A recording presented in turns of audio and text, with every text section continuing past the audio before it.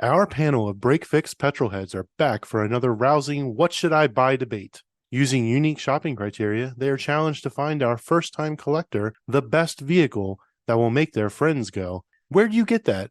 or "What the hell is wrong with you?" at the next Cars and Coffee. What's going on, everybody? This is your host of the GTM podcast, Brad, aka the 666. With me, as always, is Eric. Hey. We have a few special guests tonight with us. We've got a couple club members, Hazmat, we've got Mr. Crutch himself, and then we've got Mountain Man Dan. Today's episode, we're going to do something a little different. We're kind of going to go around the horn style. Basically, we're talking about the one that got away. No, we're not talking about your high school girlfriend that you broke up with, broke your heart, and you had to go cry to mama. No, we're talking about the cars that you used to own. Between the five of us, we've probably had, I don't even know, probably 5,000 cars between the five of us, I would say. That's an exaggeration, but probably not too far off. But anyway, we're going to talk about those cars, the ones that we regret getting rid of, the one that got away. And then on top of that, we've got a special thing for you all. It's going to be the desert island question. All right, so let's hear what Matt has to say. All right, so the car that got away, huh? Yeah. You've had several cars since I've known you, and that's only been a short time, 5 or 6 years. People used to give me cars. The blue GTI that Eric ultimately ended up with, somebody gave me. And according to the Volkswagen nerds, it was the rarest color ever. And the only thing that made it different from every other GTI 16 valve was it was blue, which apparently is a big thing.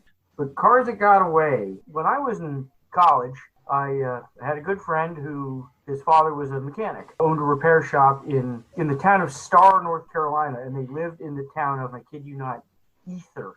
Mr. Jenkins worked on a lot of interesting stuff. First time I had ever seen a Lotus 7 or replica, and he had a Westfield. He kept a 1956 Packard Caribbean convertible for the local millionaire. But he had a car that he offered to me, and I should have bought it. I would have paid the same for that 86 GTI 8 valve that I bought, that I kept for many, many years. In fact, Eric probably remembers that car very vividly. Car I learned to drive on. He tried to kill me in more than once. The car that I was offered was interesting. It was a Ford Mustang. It was black, and it had gold dust stripes on it. It had this really big, ugly tachometer on the dash, and it had snakes all over it. And, I think I know where this is going. The VIN started CS. For those who know the Shelby Mustangs, they made the GT350H. They were rental cars. The first 85 of those cars were manual transmission, manual brake cars. Were those Hearst cars? Hertz rental cars. Hertz, yeah, that's what I meant. First shifter stuff. Five were manual transmission cars. After that, Hertz excuse was it took an excessive amount of effort to steer and brake the cars. The standard 289, I believe, was a 271 horsepower motor. The Shelby motor was a 289 and made 306 horsepower, which in that day was amazing. The Mustang that I was offered was not a numbers matching car, but it was a 4-speed. At $13,000, because it wasn't worth anything at that time, it would have been a hell of a car, but I guarantee you, none of you would know me now because I'd have been dead about 20 minutes later. I remember one morning, I used to spend the weekends there because it was a nice way to get away from school. I remember one morning, Mr. Jenkins looks at me, he says he was about 6'8", and if he said 3 words a day, that was a lot. And he says, "You ridden in Mustang?" "No, sir." "Well, you should." "No kidding." You know, "Come on, let's go for a ride." You know, he backs it out of the driveway, and they were Chevrolet people. You know, that's a big thing in the South. Mountain Man Dan's smiling now. Oh yeah. Well, he says it makes all them horrible Ford noises. Got them damn metal bushings. And he says, "Well, I'll take it easy. We'll go into town." You know, and he takes it easy. And there was a bypass from Starr to Ether. Don't ask me why. There was nothing else out there. It's not like they were bypassing the big city. Got it out on the main drag. Damn if that thing wouldn't catch all 4 gears. So on that, let's pause there because I have another car in mind that I want to ask you about in a little bit. But I want to go to Dan next. What's the car that you regret either selling, not buying, or even owning, or not getting for free? Oh yeah, that's a big one for him.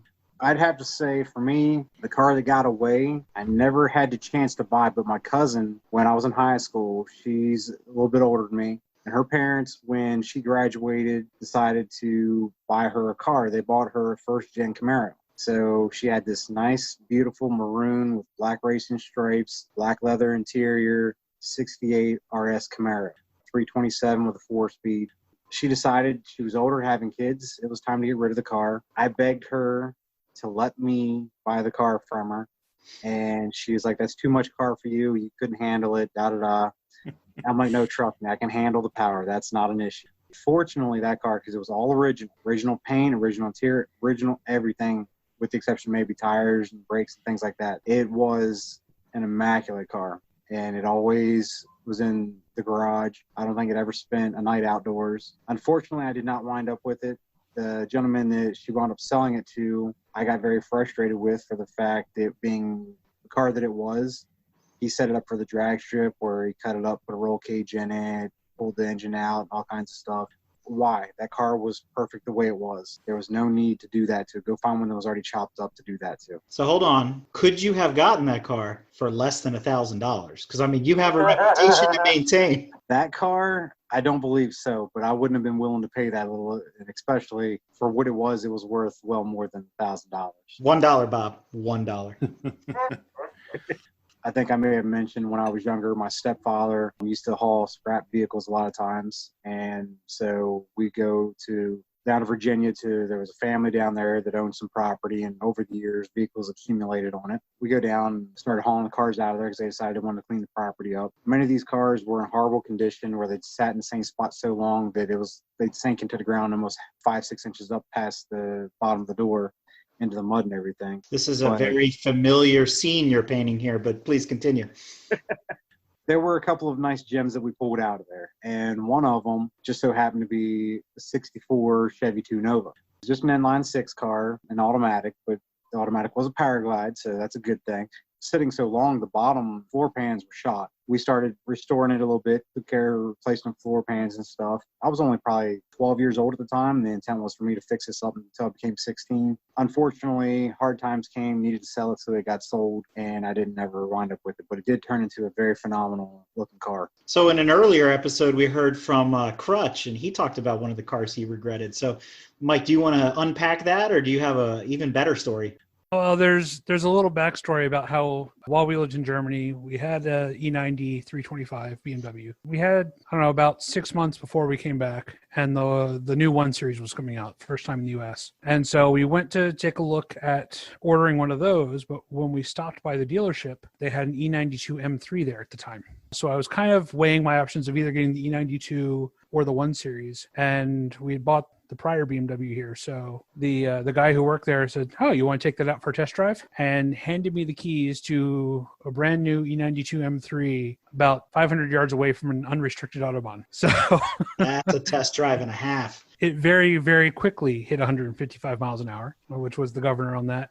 We ended up buying the 1 Series. Part of me wishes we had bought the E92, but that would have probably meant we got rid of it even sooner after we got back to the States. The 1 Series was a hoot. It's a 300 horsepower twin turbo inline 6, a 6-speed manual convertible. A lot of interesting road trips with that car all over Europe, up and down Stelvio Pass, which is just as amazing as it looked on Top Gear. I am if not better. I am so jelly. You don't even understand.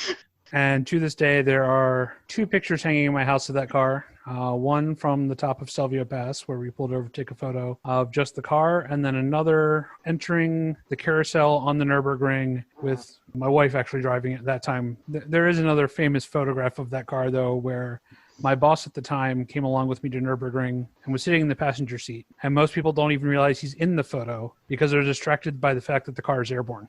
As we enter a braking zone for a sharp right-hand corner. Ooh. So air brakes. That's when you put your hands up. You work as an airfoil to slow the car down. Well, my forehead was an airfoil because my head actually lifted above the windshield because the top was down. No helmets required. Very, very different world over there on the track. So what you're saying is you wouldn't have passed the broomstick test in that car. No, not in the slightest. We'll save that comment for another episode. All right, Mr. Monte Quattro, your turn. Oh, man, I got a list of them. But you know what? I'm going to start with the earliest regret. And it kind of popped into my head today for various reasons. But I actually I had mentioned this on a previous episode, and I've talked to you guys about it before, especially to Matthew. My dad, we had coupes in the house, always two-door Volkswagen Scirocco's, all sorts of stuff, Corrados, etc. My dad had pre-ordered one of the first 16-valve Scirocco's, the A2s, and it was a triple black leather, black car with black basket weave BBS wheels. And I thought that was the coolest car in the world as a kid, right? It was an 86. And I'm like, man, one of these days when I'm old enough, I'm going to have this car. It's going to be amazing, right? Fast forward a couple of years, he used to autocross that car. The wheels ended up, I think Matt ended up with a set of wheels from that car. Parts went all over the place, and he ended up deciding that he wanted to sell it because he was moving on. He was buying the Corrado. They had bought my mom a second-gen Coupe Quattro. They got rid of her 8-valve Scirocco, and I was just heartbroken. And the worst part was, when my dad sold the car, he had it all packaged up, all cleaned up. He was real anal about keeping the cars in really nice shape. The guy that came to pick it up came and got it at night. And my dad actually happened to be away on some sort of trip or business trip or something like that. And I just remember when my mom handed him all the stuff and then they drove away and I could hear the exhaust of the car, I just started bawling. And I looked at my mom, and she'll verify this whole story. And I looked at my mom, and I'm like, "That was supposed to be my car." And I'm just like, and it's a memory, and it's a feeling that has always, stayed with me. And then I drove Matt's 16-valve Scirocco many years later, and I kind of got over it. But well, remember what I always said: don't drive your heroes. Absolutely, and I've made that mistake several times, unfortunately. But how about you, Brad? I'm looking at I made a little diagram here, a little list, like much like you'd see at the bottom of a Wikipedia for like bands, like who's in the band and who's not. And I've got a list of all the cars that I've owned, and it totals 23 vehicles since I was 16 years old. Now, I say that to a bunch of car guys, and they're like, yeah, so I've had double that. You say that to my wife, and she's like, oh, my God, look at all that money you wasted. But anyway, so there in that list, there are 2 to 3 vehicles that I really, really wish I had. The first one I'm going to say is my Ducati motorcycle. I was 20 years old, 18, 19, 20 years old or something. I don't know why, but I got this hair up my ass that I really wanted a motorcycle, but I didn't want any motorcycle. I wanted a Ducati. New Ducatis at the time were $13,000-$14,000, and you just completely out of my price range. But I knew somebody who knew some other people who happened to know someone that was a mechanic at a Ducati dealership selling a used 748. I got in contact with the guy. He had some cool cars as well. He had a 4th gen Supra, and he had a CJ lifted and all that other good stuff. So I ended up buying this Ducati from him, had it for a couple years, but then I found that I never really rode motorcycles. Like I had them. I've had 3, but I never rode them. I mean, it's always a pain to put on all the gear and everything. And, someone my size in the middle of summer, riding a motorcycle, you get somewhere and you lost 5 pounds of water because you sweated it all out on the way. Plus the Ducati was air cooled, so that didn't, all that heat and everything. You need to really keep it moving or it got really hot. So that's the first one that they got away that I'm really, really sad about. The second was a 98 Chevrolet Camaro SS. Now, I had a 99 Camaro Z28 that I bought used at a dealer after I got rid of the first GTI I had. The 99 Z28, I had full suspension on it, and it was a fun car. I ended up wrecking it, as I explained in our origin stories. But the 98 that I bought several years later, I actually bought from a club member. I bought from Andrew Mason. He was having a family. He was downsizing his fleet. He needed to get rid of the cool, sports car to get something more practical. So I bought the car from him, and it was a lot of fun. It was set up kind of similar to the 99 I had, but it was bright red. It was a beautiful car. And I ended up selling it because all my friends around me were getting Subaru STIs. And I was like, oh, I want an STI. So I sold the Camaro and got an STI. And I regret it now because that would have been a great track car and just for cruising around the street and everything.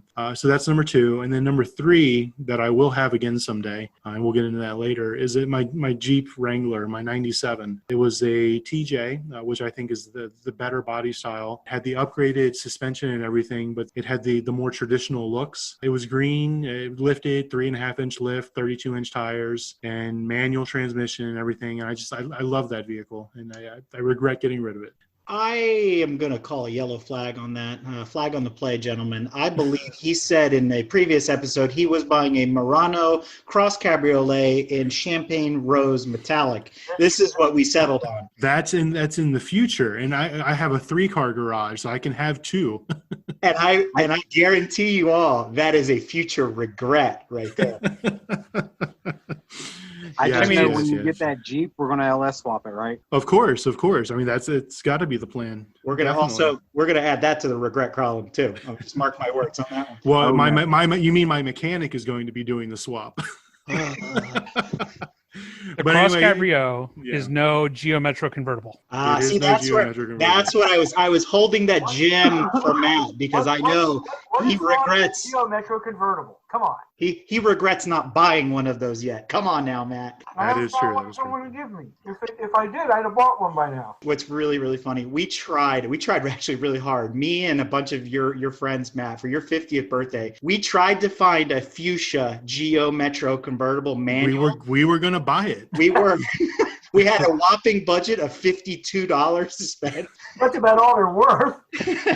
And believe me, we couldn't find one. That was the worst part. It was like there was a point there where they were everywhere. You're like, geometric convertible, yellow, white, whatever. And the closest thing came was some clapped out stoner, electric blue car in Denver. And I'm like, I am not going that far, but we will find that fuchsia Geo for you. You know what happened? They all bought the Chrysler PT Cruiser convertible. The standard purchase requirement for any geometric convertible is you had to weigh at least as much as the car. And as they got older and heavier, they needed to get bigger cars, and that's why they bought the PT Cruiser convertible. I have to say, you say they went from the Metro to the PT convertible. I think there was a transition period where a lot of them got the Chrysler Sebring convertible. I rented one of those in Detroit, and I autocrossed it, and it was phenomenal. Wait, hold on. You autocrossed a Chrysler Sebring? Was it John Voight's?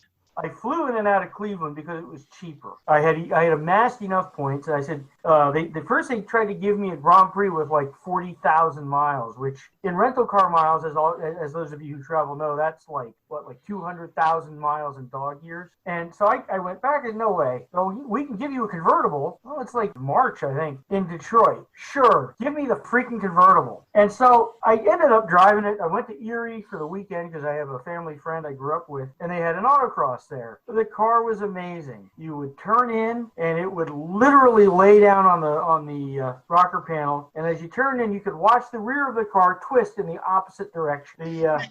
Your sarcasm knows no bounds. So are you saying you regret not buying a Chrysler Sebring? Is that what I'm hearing? Is that the one that got away, Matt? I think he regrets that rental.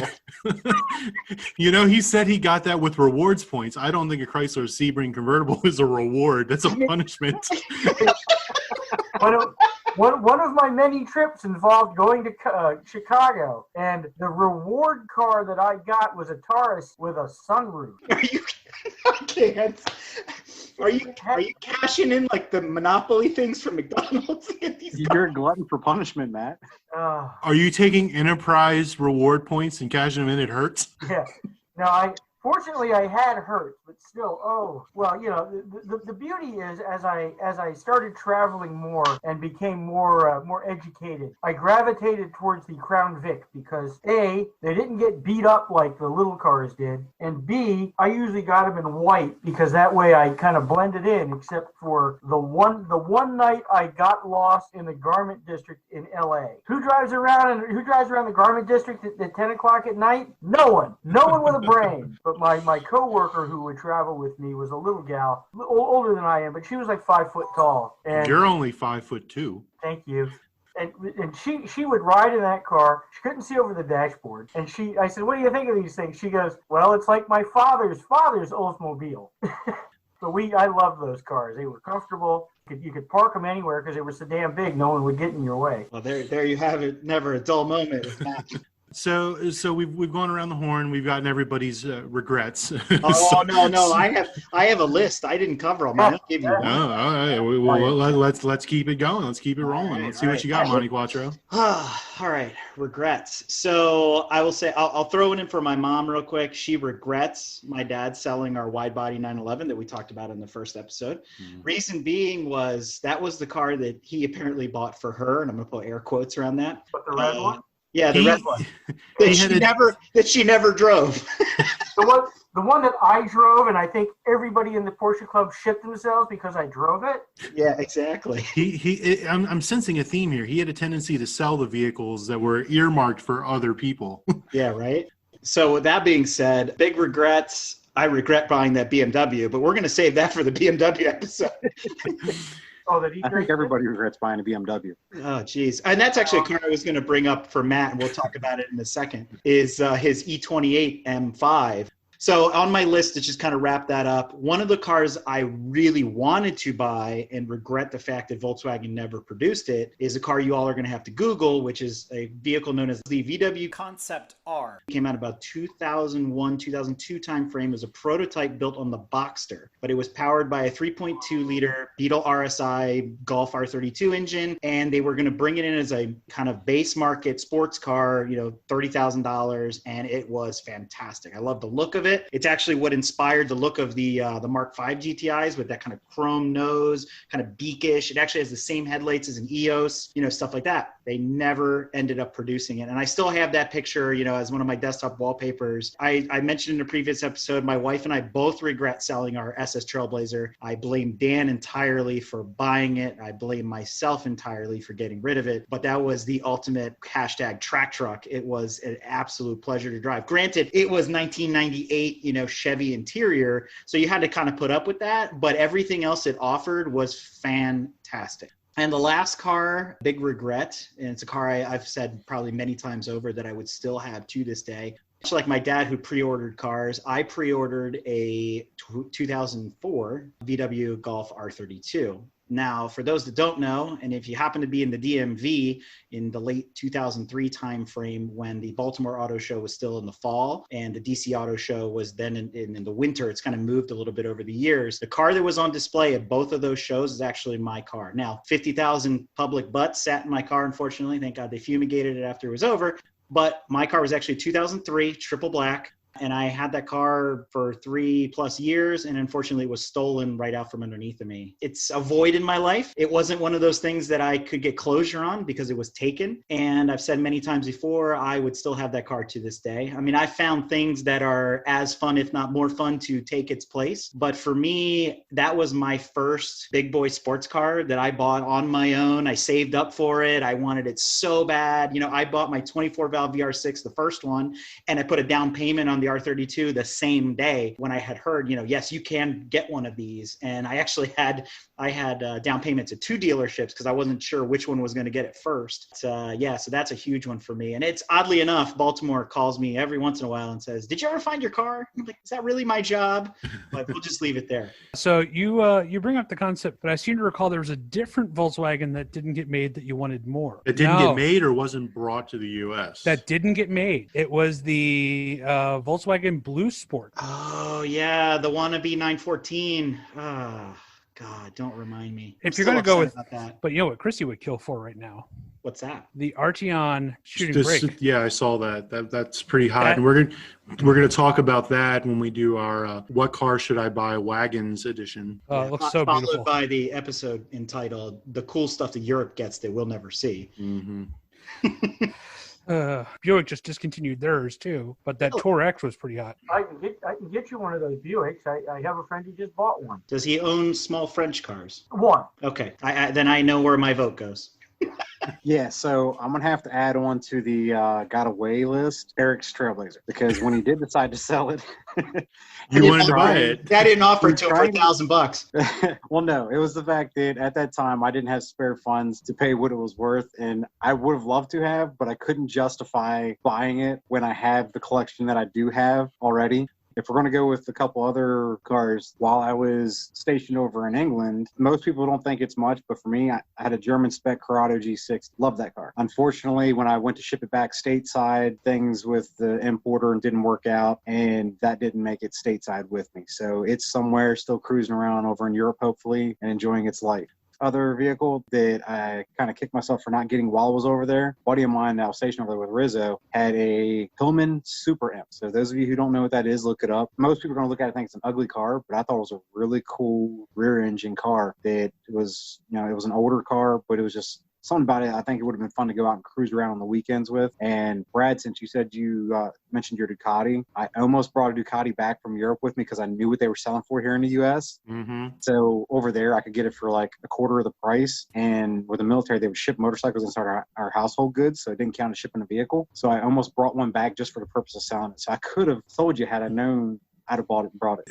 There's one other vehicle that I want to talk about that I had for a short time, and it's a 71 Super Beetle. I got it from my grandfather owned it, when I was very young. He passed away. It ended up in my uncle's hands. I had the grand idea that I was going to get it and fix it up and just turn it into a street rod and make it really cool and everything. Of course, I was in my early 20s and I made early 20s money, so I wasn't able to do that. I ended up selling it to some guy for like $500, and he took the rear end out of it, the suspension out of it, and used it for a trike. So I regret getting rid of that car. And if I could have a Super Beetle today, name it Grandpa and have it done up the same way he had it. Daniel, I've got one other question for you. Of all the cars on your property that are not running, for those of you that don't know, he's got about 472 cars on his property right now.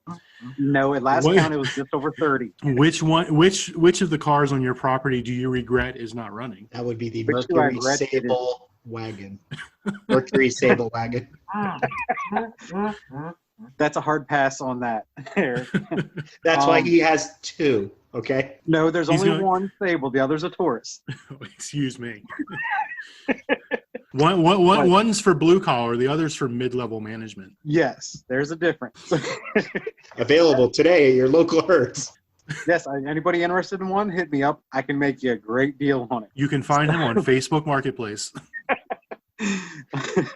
For all of them on the property right now that do not run, I would have to say it does run right now, but it's not at its final product, which is going to be my crew cab square body that I'm doing the Duramax swap in. I thought you were going to say your Grand Prix, your Pontiac, or is that a Bonneville? It's a Grand Prix. Yeah. It does run. I could start it up and drive it right now, but the reason I haven't is the fact that I'm planning to put a stroker motor in that, and that vehicle doesn't have the 100th digit on the odometer, and it's sitting all zeros right now because it just hit 100,000. Right. So I figure what better way to track mileage than phan it in with it reading zero. You can't argue with that logic. I wonder, though, if there's with Mike and Dan on the line, if there's anything about the Burgundy E36 that we need to cover, talking about regrets. Yeah, caging it in the first place? How's that? Frankenstein will live. I bet Mike regrets keeping it for as long as he did, and Dan regrets buying it.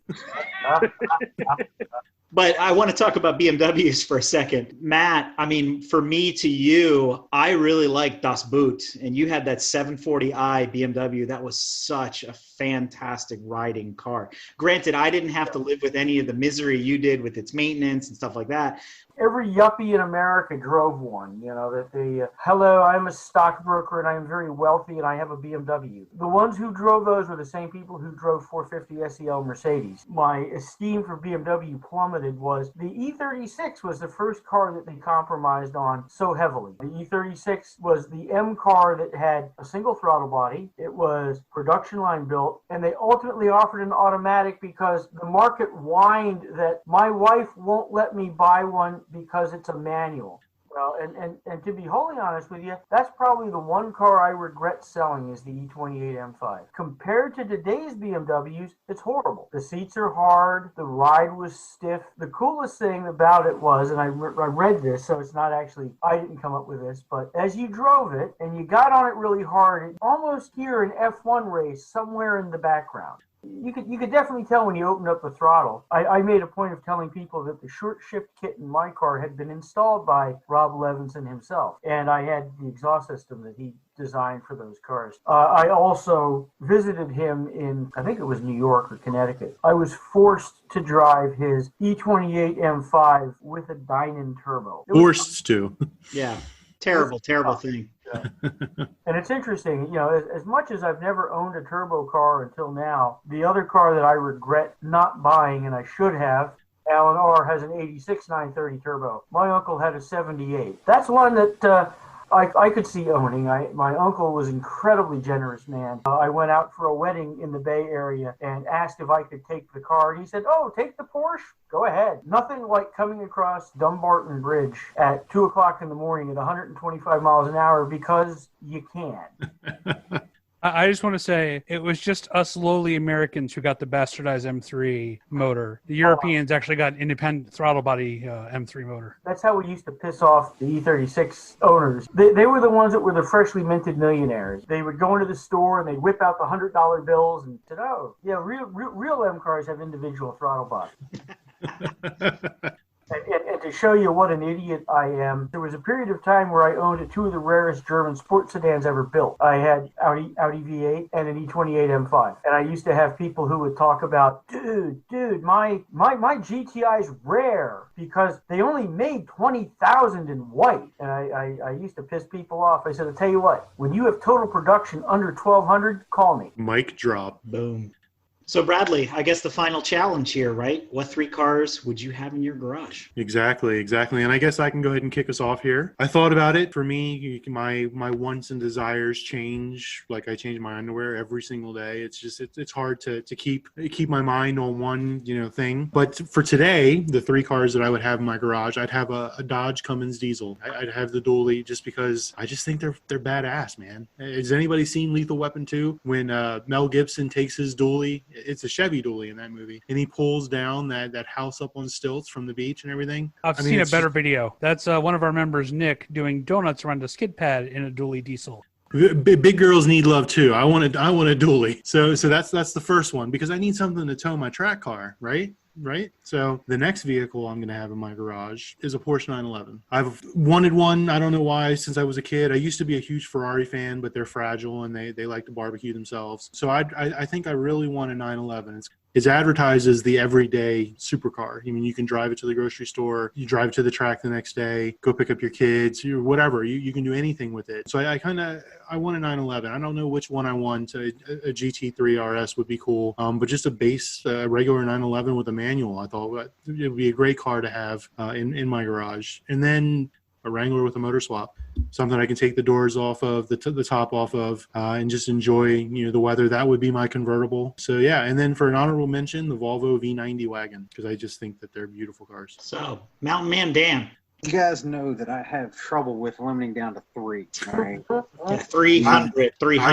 I gave 4. That's more realistic. I would have to say one of the cars I would definitely have, only because it's been one of my favorite cars since I was a kid, 57 Chevy Bel Air. Some people think it's an overrated car because so many other people like them and everything, but any of the Tri-5, 55 through 57, but I like the big fins on the 57. If I had one, I would definitely have it modernized with an LS in it. But I should actually ask a question prior to listing them all. How big is this island? Because oh man, the island is a metaphor. It's just the question is, if you're going on a desert island, you can only take so many things with you. Essentially, your island is your 3-car garage. You can only have 3 cars for the rest of your life. Did anybody else just hear the theme music from Sanford and Son?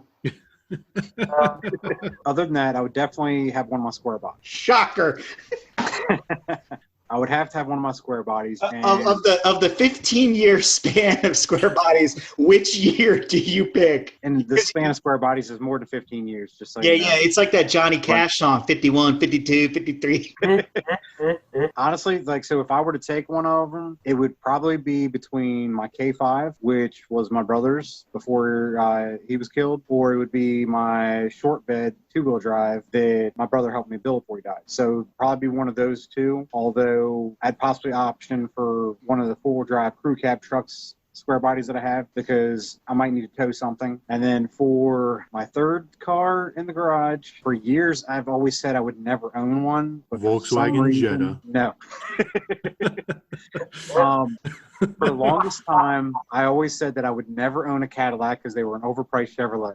And then Cadillac did me dirty and came out with the CTS-V, and I fell in love. Man, I thought he was going to say the XLR because that was going to be a big points win right there. I want the Cimarron. Yeah, or the Catera. He wants the Catera. I'm cheap. I will take the citation. Thank you very much. But so those will be my 3 vehicles. But I'm going to add a cheater to that. One of my Harleys is going to be in the bed of the truck. There you go. That's a smart move. Well, I've got a garage big enough to fit a dually in, so I mean, come on now. If we do it right, we can build some sort of a rack system. We can drive the Lotus in the back of my truck. Challenge accepted. All right. So, Mike, what's your 3 on your island? I'm weird. I'm Well, weird that goes that without saying. I have a thing for wagons, and I don't know why. Oh, yeah. There's one wagon in particular that Volkswagen actually made, which I just feel like having to screw around with. B5 Passat wagon, all-wheel drive, stick shift with the W8 motor. Yes! Yes! Yes! Excellent choice. The unicorn of unicorns. I actually saw one for sale not that long ago. There's a reason it was for sale.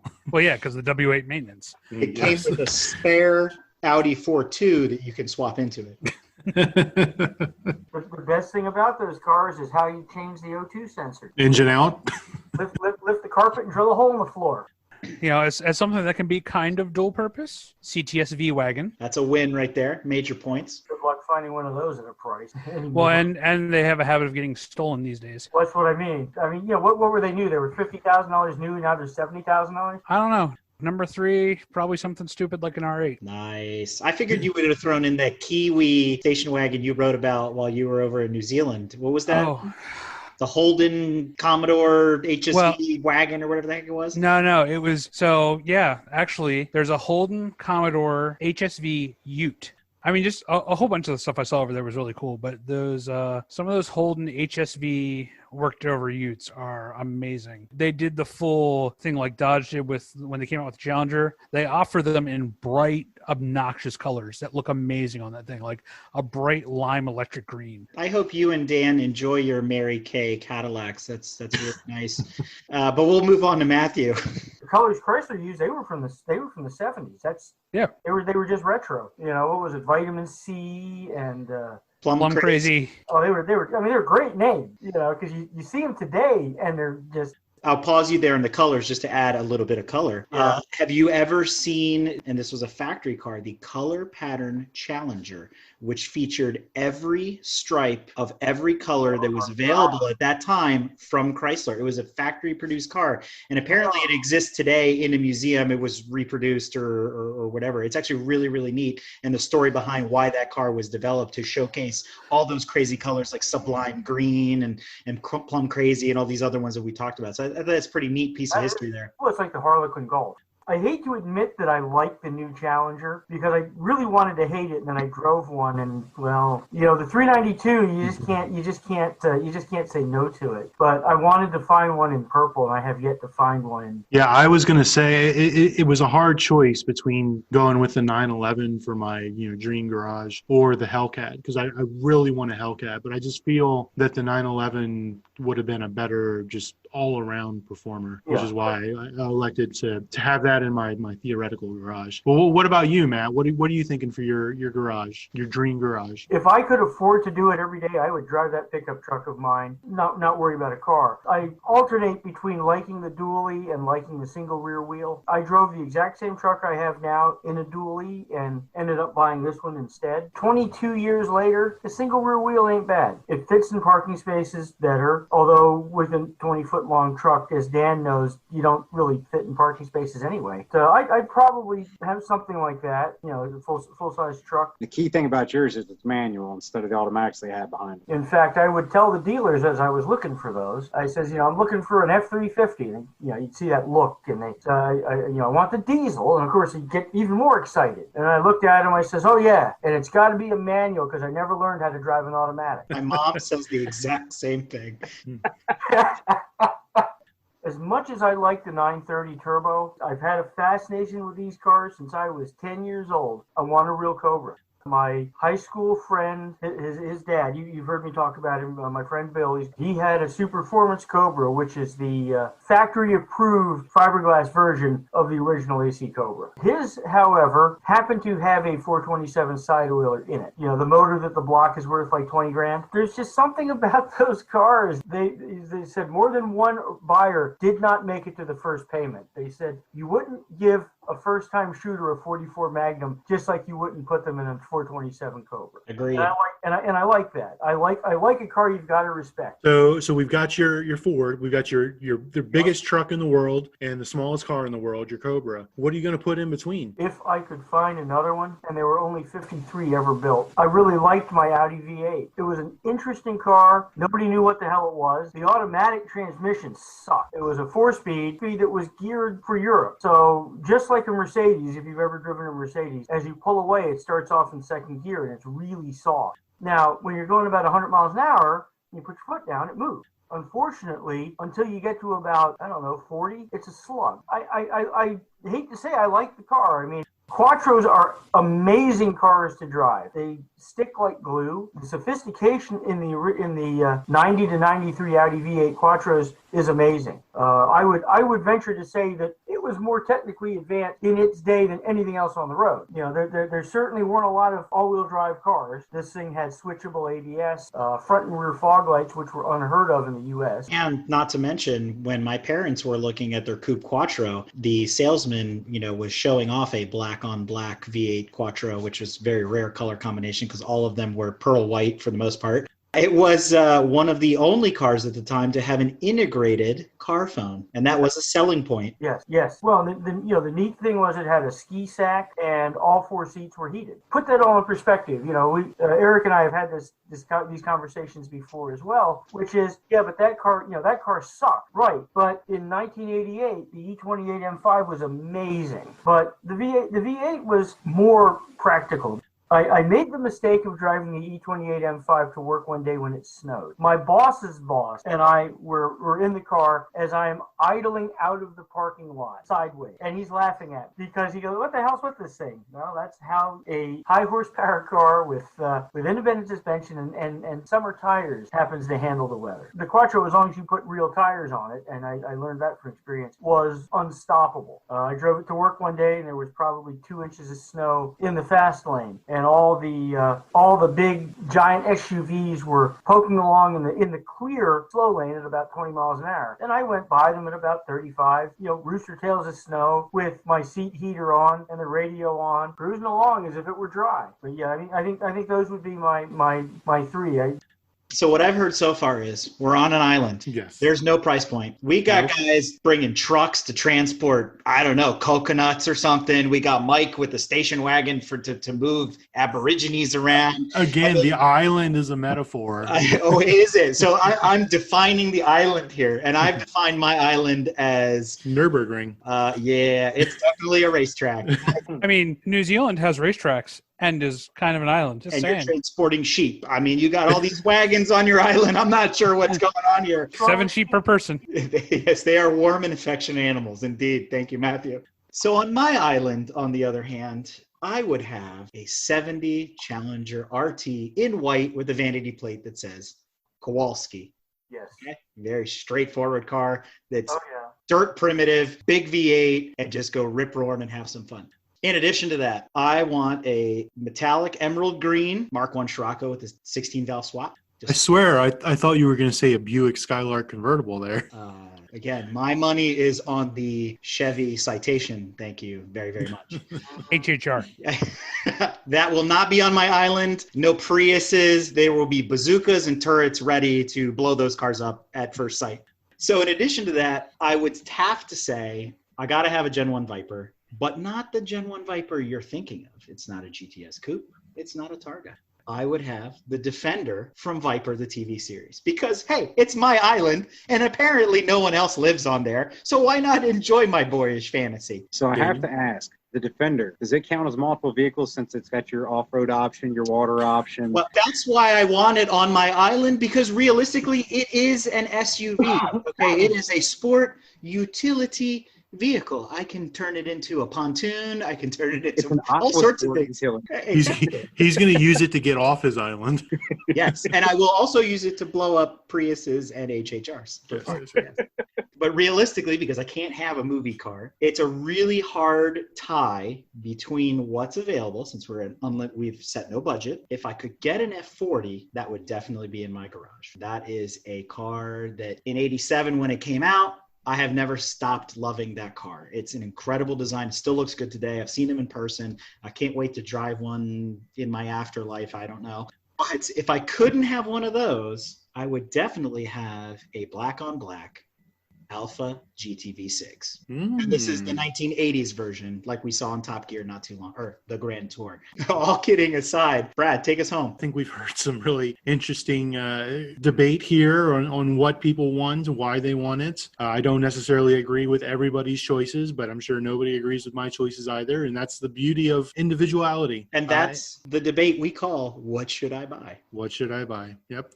Which there will be plenty of other episodes discussing all kinds of different car categories for what should I buy. So on that note, I guess we'll go ahead and wrap it up. Thank you, Matt, Mike, and Dan for stopping by, and we welcome you guys for future episodes. So just since you mentioned you were making a list of your vehicles, I decided to start. I'm nowhere near done. So when I do get it done for a future episode, we'll know how many vehicles I have owned over my span of life. But I'm only up to high school years, and I'm sitting at about 30. Is there a database big enough to store this list? What's the over-under on him finishing that list? And on that utter disappointment, it's time to end. Exactly. In full disclosure, our high-level assessment of all the cars on this list is really based on our members and our owner experiences. We urge you to do your own research and fact-check everything before committing to any one of these vehicles.